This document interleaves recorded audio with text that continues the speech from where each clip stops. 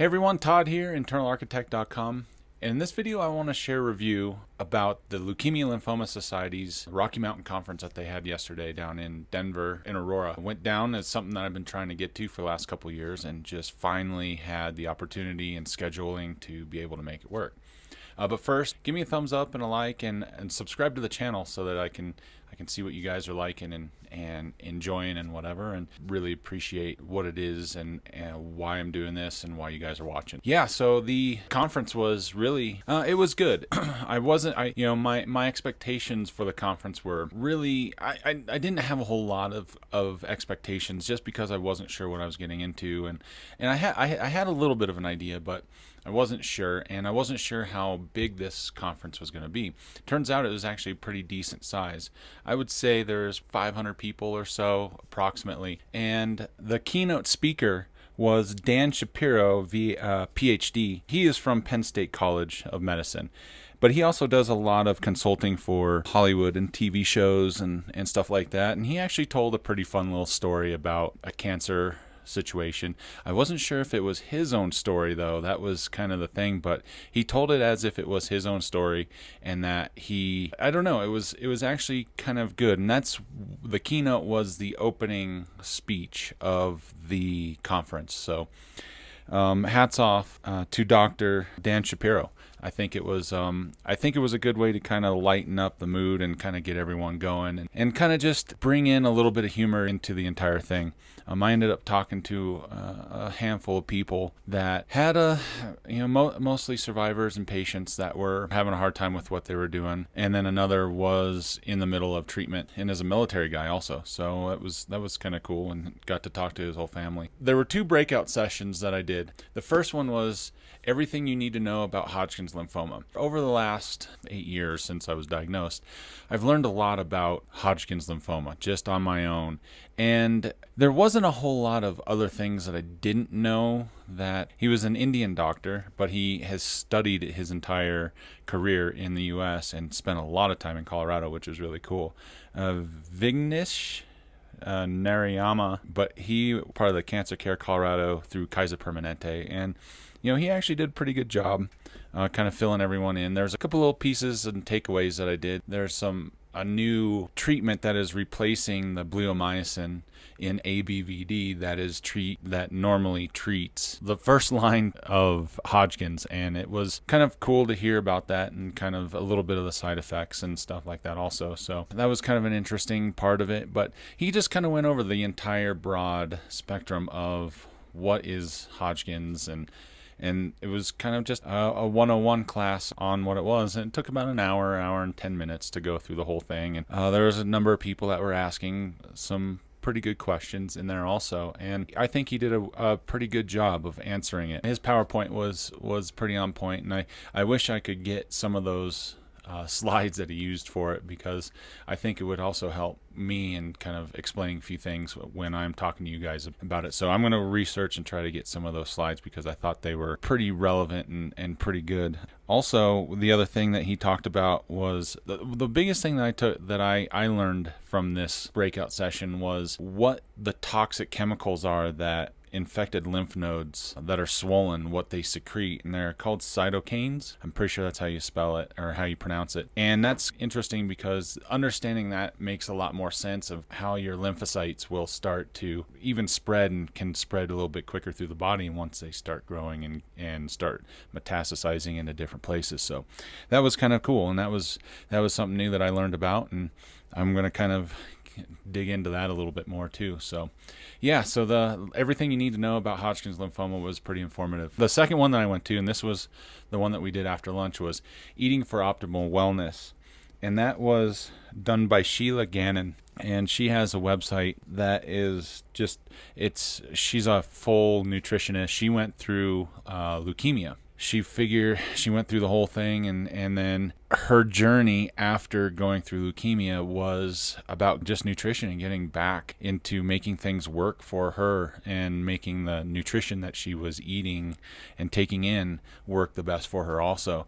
So that was part of the story, and then she kind of got a little bit more into some of the technical sides of certain things, and that went on for about an hour also, and then she took questions for a little bit afterwards, which was really cool, and people were just talking about some of the new fads, diet fads, and some of the different supplements and things that you can take or you should be taking. And a lot of it came back down to just talking with your doctor. And then not all diets and not all these fads are necessarily bad, but for each person, certain things might work better than another. So I think that was the biggest takeaway from this, was really making sure that what you do for yourself works best for you.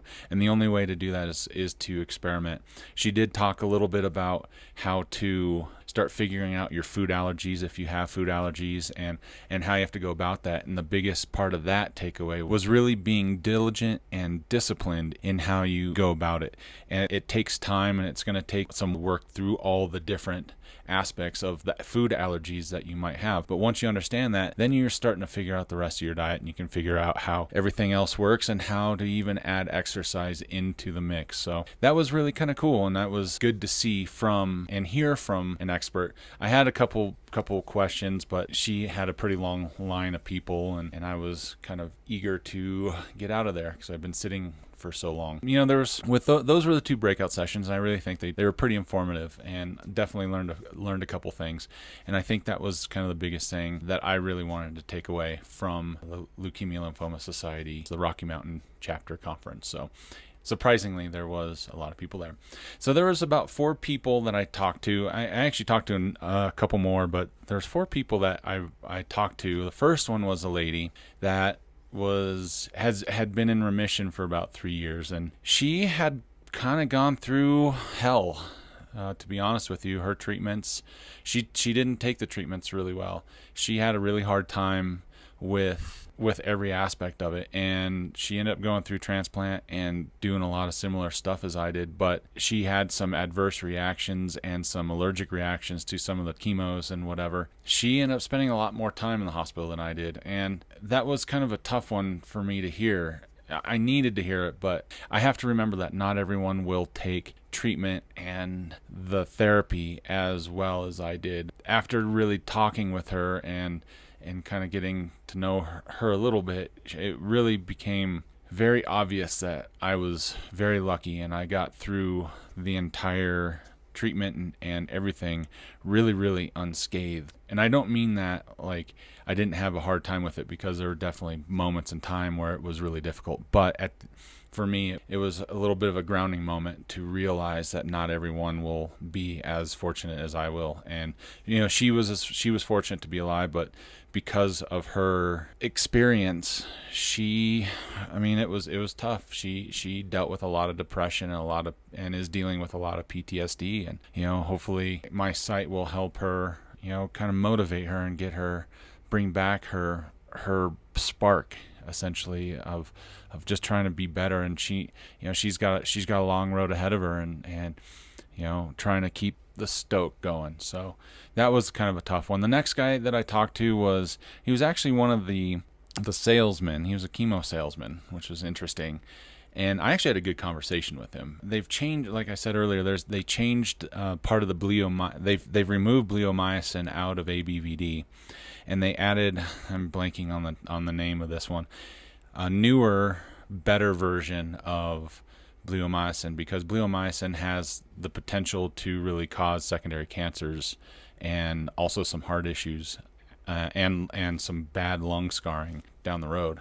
And this one has less side effects, and he actually is one of the sales guys to all the cancer treatment centers that sells this new chemotherapy. It was interesting talking to him. He had a lot to say, and I was honest with him. I was like, I'm fortunate to be here. I'm fortunate that the treatment that I did worked, and I tolerated it really well. And because of that, I am fortunate. I'm conflicted though, and I told him this. and I'm conflicted because the therapies are known to cause secondary cancers in every single part of them. And, I'm having a hard time because the more that I learn about everything, the harder it is. And I feel like, and I told him this, I feel like, the Hippocratic Oath doesn't really mean much. And especially after talking to the first lady, makes me really wonder. And then, but nonetheless, I had a good conversation with him, and we bullshit about some other stuff and some interests and things that we're all into and whatever. And he just moved back to Colorado from Michigan, which was he was stoked to be back. And, that was pretty cool. And then, I ended up I sat down for lunch, and then a gentleman from the military who is going through stage 4 lymphoma also, and he's on that new treatment. And we were just talking about everything. He's 23 years old and just having, he's just going through it. You can see that he is in the middle of treatment because his hair is falling out. He's shaved most of it off, but it's still, a little bit patchy. And he's, he's doing good. He's doing doing the AAVD and some immunotherapy, and seems like it's going pretty well. His dad actually had a lot more questions for me, which was interesting, and just it was good to kind of fill him in about it and fill him in that, I was staged a little bit similar, but mine, I had all the symptom signs, and that's why I was a B, stage 4B. He was 4A. He didn't have any symptoms, which is kind of scarier in a way. But his dad was just curious, and his dad was just quizzing me about, life after cancer and life as a survivor, and had just told him, it's like, yeah, there's nothing easy about it. There's just a lot of work, and there's a lot of effort that goes into everything that you do afterward. But over time, it does get a little better, and it does get a little easier. So that was kind of interesting. It was good talking with him and talking with his dad and his family. That was really kind of cool. And then this older lady sat down with us, and as I was talking to this gentleman from the military and his family, I kind of brought her into the conversation a little bit. And she has had a really, really hard time also. She ended up having a oncologist that would just poison her. She felt his only deal was to just make money off of the chemotherapy.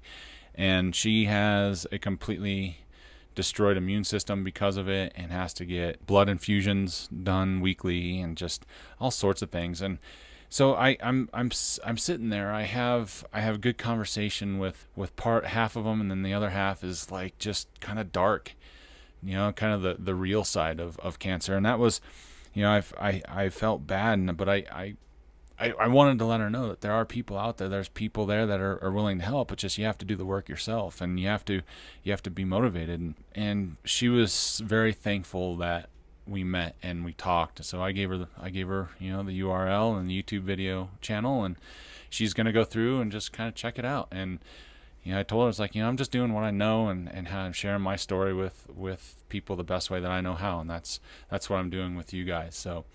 Yeah, so those, that was kind of a very eye-opening part, that not everyone that we see and that we talk to will have a good experience with cancer. I've lost a number of people through cancer, and there's a couple people that I know that are in the middle of it, but fortunately they have a caring support system and a caring medical team that is doing what they feel is best for them. Not everyone gets that.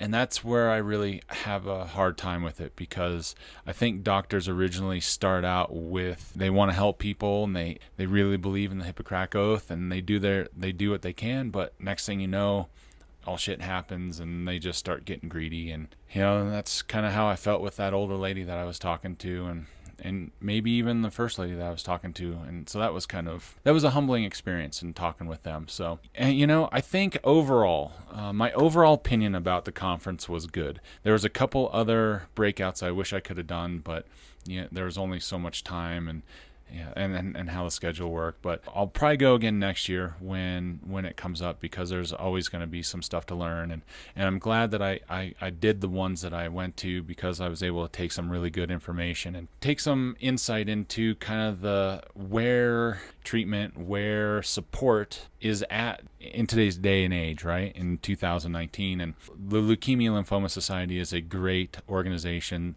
There's a lot of caring people, and they do have a lot of good resources, and they have a good support system, and they have some professional help that can help guide you in some directions that you might need. So, for those of you that have blood cancers and have some other issues going on with blood-wise, the Leukemia Lymphoma Society is a great organization to talk to and to get set up with, because there are some very good and knowledgeable people that work there. So, yeah, that is kind of my review for the Leukemia Lymphoma Society's Rocky Mountain Conference.